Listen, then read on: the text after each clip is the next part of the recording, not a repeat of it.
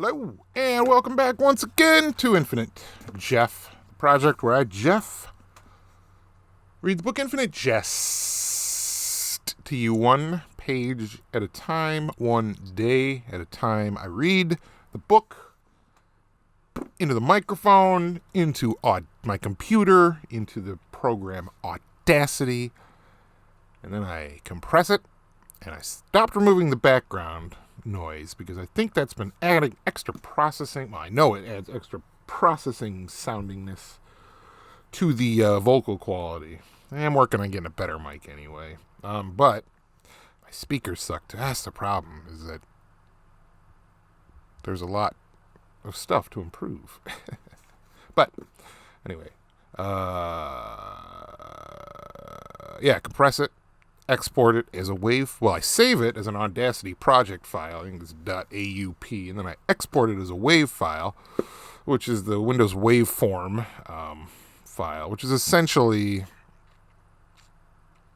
like CD quality recording, of which like MP3s and shit are compressed versions. Anyway, whatever. Anyway.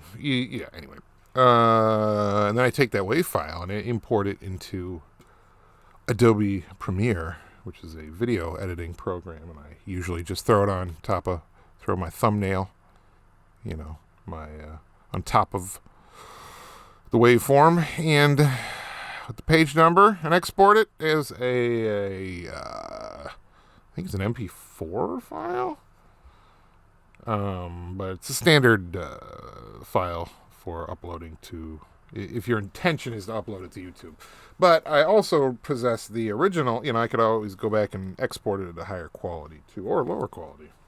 But you have options. Then I upload that MP4 file to YouTube, and yeah. And then that is the next installment of Infinite Jeff. Which this is page 396. We're almost at 400. Holy shit, I've been doing this for a while. Page 396, here we go. Tobacco several times daily, spitting into either a cherished old childhood NASA glass or the empty can of spirotine high-protein breakfast beverage that even now sits, given a wide berth by all others, next to a small pile of the tennis balls the table's kids don't have to squeeze as long as they're eating. Hal's more serious problem is with sucrose, the hope smoker's ever-beckoning siren, because he craves it always, and awfully, Hal does, sugar, but finds now lately that any sugar infusion above the level of a 56-gram AminoPal high-energy bar now induces odd and unpleasant emotional states that don't do him one bit of good on court. Sitting here, preacher-headed, with a mouthful of multi-layered baklava, Hal knows perfectly well that Mario gets his fetish for cartridges about puppets and tracks and audiences from their late father. Himself, during his anti-confluential middle period, went through this subphase of being obsessed with the idea of audiences' relationships with various sorts of shows.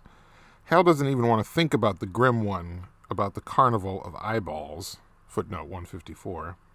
But this one other short, high-tech one was called The Medusa versus the Odalisque, and was a film of a fake stage production at Ford's Theater in the nation's capital of Washington, D.C. that, like all his audience-obsessed pieces, has cost Incandenza a real bundle in terms of human extras. The extras in this one are a well-dressed audience of guys in mutton chops and ladies with paper fans who fill the place from first row to the rear of the balcony's boxes. And they're watching an incredibly violent little involuted playlet called The Medusa versus the Odalisque. The relatively plotless plot of which is just that the mythic Medusa, snake-haired and armed with a sword and well-polished shield, is fighting to the death or petrification against La Odalisque de Saint-Thérèse, a character out of old Quebecois mythology who was supposedly so inhumanly grotesque that anyone who looked at her turned instantly into a human-sized precious gem from admiration. A pretty natural foil for the Medusa, obviously. The odalisque has only a nail file instead of a sword, but also has a well-wielded handheld makeup mirror, and she and the Medusa are basically rumbling for like 20 minutes, leaping around the ornate stage trying to demap each other with blades de-animate each other with their respective reflectors. Just a reflector. With which each leaps around trying to position just right so that the other gets a glimpse of its own full frontal reflection and gets instantly petrified or gemified or whatever. In the cartridge, it's pretty clear from their milky pixelated translucence and insubstantiality that they're holograms, but it's not clear what they're supposed to be on the level of the playlet. Whether the audience is supposed to see/not see them as ghosts, not as in parentheses, so like see/not see them as ghosts or wraiths or quote-unquote real mythic entities or what.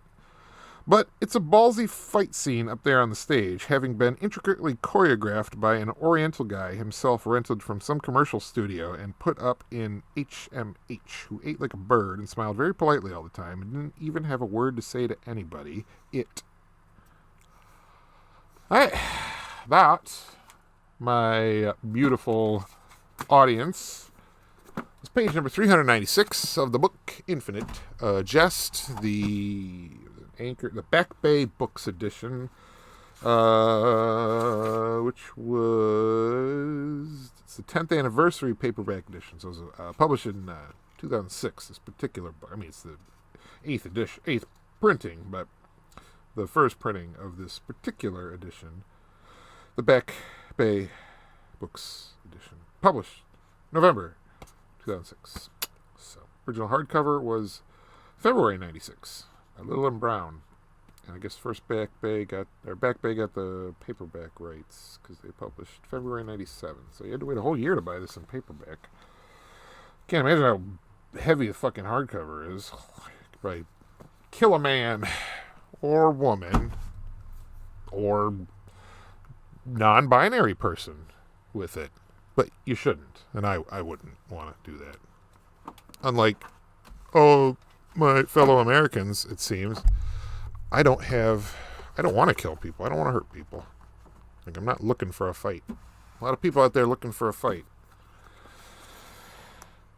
But anyway, have a great night, and I love you all, and have a great night, and I love you all, and have a great night, and all of you I love, and night of being great is something that you should have. And all of my love is going out to all of you all the time. And have a great night. And I love you.